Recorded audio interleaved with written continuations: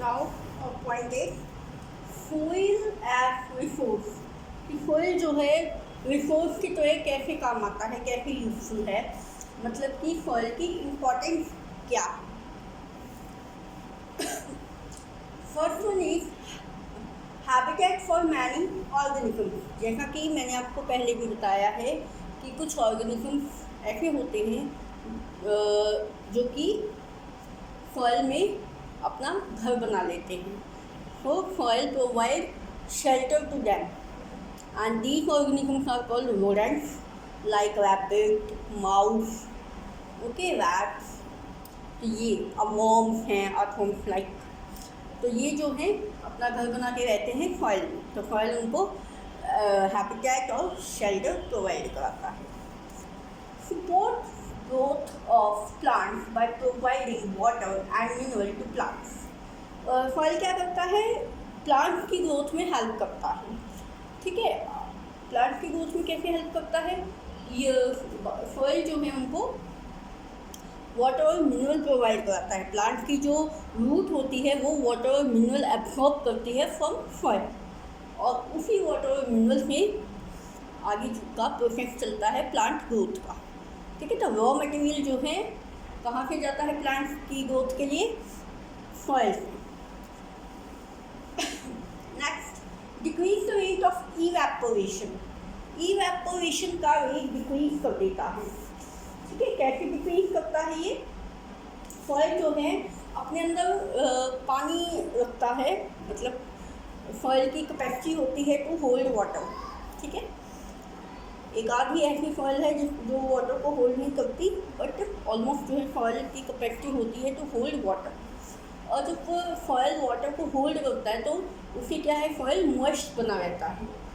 ठीक है, मॉइस्चर रहता है सॉइल के अंदर, and due to this moisture क्या कर देता है, ग्राउंड का जो टेम्परेचर है, हमारी अर्थ का जो टेम्परेचर, उसको डिक्रीज कर देता है, रिड्यूस कर देता है, जिससे कि reflect less heat back to atmosphere, जिससे जो है हीट एटमॉस्फेयर में कम जा पाए। ठीक है, तो क्या होता है, डिक्रीज करता है ये इवेपोरेशन को। Okay, reduce the danger of flood and droughts. अब फ्लड आने का खतरा ये कम कर देता है। क्यों? क्योंकि कहते हैं ना कि ज़मीन पानी पी गई, तो वो वाला फिनोमिना है कि सॉइल जो है वाटर एब्जॉर्ब कर लेता है, तो पानी एब्जॉर्ब कर लेगा तो फ्लड नहीं आएगी। ठीक है, तो फ्लड का खतरा ये डेंजर जो है वो कम कर देता है। ड्रॉट भी नहीं आएगा, सूखा भी नहीं पड़ेगा। अब जहाँ पे सॉइल में नमी रहेगी तो वहाँ सूखा कैसे पड़ सकता है, वहाँ पे तो क्रॉपिंग होएगी। ठीक है, एग्रीकल्चर प्रैक्टिस होएगी, तो ना डॉट होगा और ना ही फ्लड होगा। ठीक, next, play important role in natural cycles. जो नेचुरल साइकिल्स होते हैं like water cycle, carbon cycle etcetera, इनमें जो है ये बहुत ही इंपॉर्टेंट रोल प्ले करता है। कौन? That is again soil.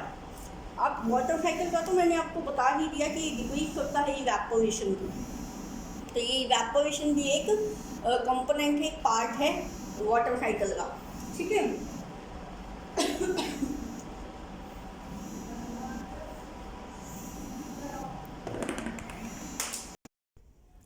now next topic is, next point, soil erosion.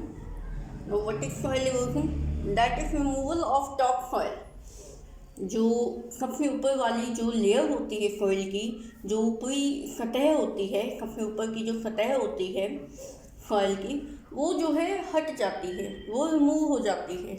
ठीक है, तो क्या उसको क्या कहते हैं, उस कंडीशन को, जब ऊपर वाली जो लेयर होती है सॉइल की, सबसे ऊपर वाली टॉप मोस्ट, वो रिमूव हो जाती है, तो उस कंडीशन को हम कहते हैं सॉइल इरोजन। अब ये रिमूव क्यों होती है, इसके भी कुछ फैक्टर्स हैं, तो उनको पढ़ते हैं। Now factors responsible for the soil erosion. वो फैक्टर्स कौन से हैं जिनकी वजह से सॉइल इरोजन होता है, जिनकी वजह से जो ऊपर वाली जो सतह है, ऊपर वाली जो लेयर है सॉइल की, वो रिमूव हो जाती है। तो वो फैक्टर्स क्या हैं? फर्स्ट फैक्टर है आपका population increase in population, first factor.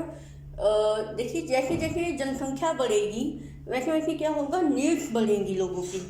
ठीक है, उनको रहने के लिए जगह चाहिए, खाली जगह चाहिए होगी। ठीक है, जलाने के लिए लकड़ी चाहिए होगी, तो उसके लिए क्या करेंगे, अल्टीमेटली वो cutting more and more trees, deforestation कर देंगे, ज़्यादा से ज़्यादा पेड़ काटना शुरू कर देंगे। ठीक है, अगर साथ के साथ वो एफोरेस्टेशन कर रहे हैं, अगर लगा भी रहे हैं साथ के साथ पेड़, तो कोई इफेक्ट नहीं होगा। बट अगर वो ओनली डिफॉरेस्टेशन कर रहे हैं, एफोरेस्टेशन नहीं कर रहे हैं, तो फिर ये एक बहुत ही प्रॉब्लमेटिक सिचुएशन हो जाएगी। जब पेड़ जो है, जब आपके ट्रीज जो है वो कट डाउन हो जाएंगे सारे ही, तो वो जो लैंड है वो हो जाएगी एक्सपोज, वो एरिया एक्सपोज हो जाएगा। और फिर जैसे ही आपकी विंड आएगी या कुछ भी ऐसी नेचुरल क्लैमिटी आती है, तो वो क्या हो जाएगी, जो टॉप मोस्ट लेयर है वो रिमूव हो जाएगी। ठीक है, एंड जो ट्री होते हैं उनकी जो रूट होती है वो सॉइल को अडैप्ट करके रखती है। ठीक है, बांध के रखती है, अडैप्ट करके रखती है। तो जब वो हट जाएगी तो अडैप्टिंग भी नहीं रहेगी, और जो सॉइल के जो पार्टिकल हैं वो स्कैटर्ड हो जाएंगी। एंड जैसे ही कोई नेचुरल क्लैमिटी आएगी या विंड आएगी तो वो अवे हो जाएंगे, रिमूव हो जाएंगे। उसके बाद है देखिए एक्सेस यूज ऑफ केमिकल्स। अब मैंने आपको बताया कि पॉपुलेशन बढ़ेगी तो नीड भी बढ़ेगी। अब खाने की नीड भी बढ़ेगी, खाना भी लोगों को ज़्यादा चाहिए, तो लोग क्या करेंगे, फार्मर्स क्या करेंगे, उस जो खाने की जो नीड है, जो हंगर है, पॉपुलेशन हंगर, पॉपुलेशन जैसे इंक्रीज हो रही है तो उसकी रिक्वायरमेंट को, उसकी हंगर रिक्वायरमेंट को सेटिस्फाई करने के लिए क्या करें, फुलफिल करने के लिए क्या करेंगे, अपनी जो उनकी जो फील्ड है उसकी यील्ड बढ़ा देंगे। ठीक है, उसकी प्रोडक्शन बढ़ा देंगे, क्रॉप प्रोडक्शन बढ़ा देंगे।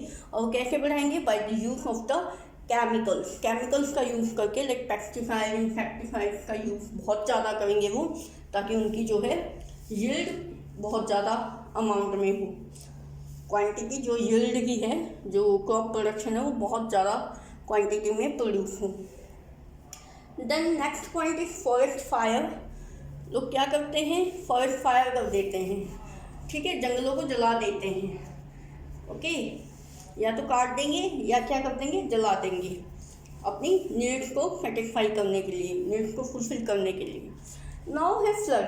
अब कभी कभी नेचुरल क्लैमिटीज आ जाती हैं, लाइक अर्थक्वेक आ गया, फ्लड आ गई, तो भी क्या होगा, सारे जो पेड़ वगैरह होंगे वो सारे या तो टूट के गिर जाएंगे या फिर वो बह जाएंगे।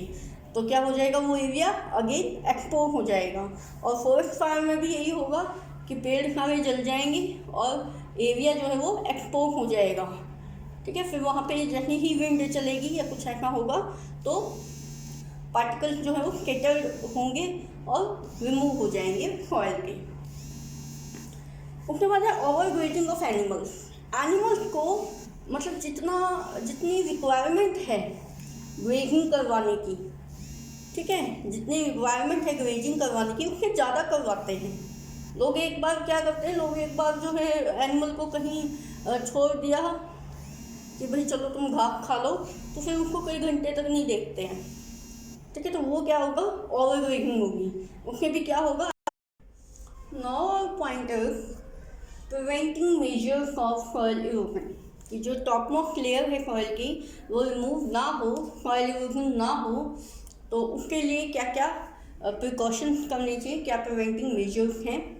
तो देखिए, फर्स्ट है फॉरेस्टेशन, कि हमें ज़्यादा से ज़्यादा पेड़ लगाने चाहिए। ठीक है, जिसके जो रूट हैं प्लांट की, वो जो है सॉइल की और टॉप मोस्ट लेयर को अटैच करके रखें, जोड़ के रखें।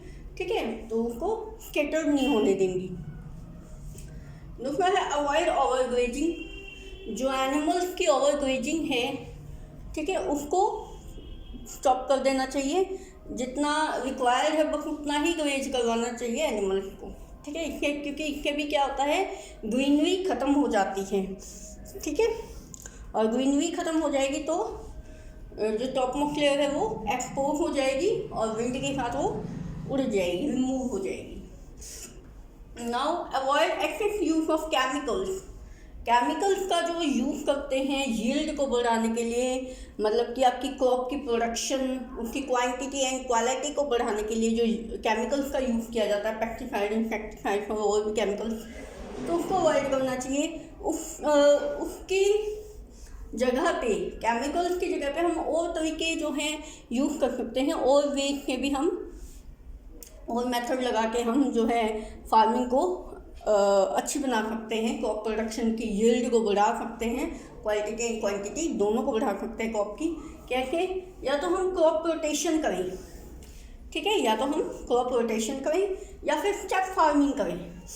क्रॉप रोटेशन में क्या होता है, देखिए जैसे आपने अभी वीट की फसल लगाई है, तो उसका जो है आप गैप कर लो, अगले सीजन पे आप वीट मत लगाओ, आप कोई और क्रॉप लगा दो, क्योंकि जो मिनरल्स वीट को ज़्यादा चाहिए ग्रो करने में, वो क्या हो जाएगा, डिप्लीट हो जाएगा।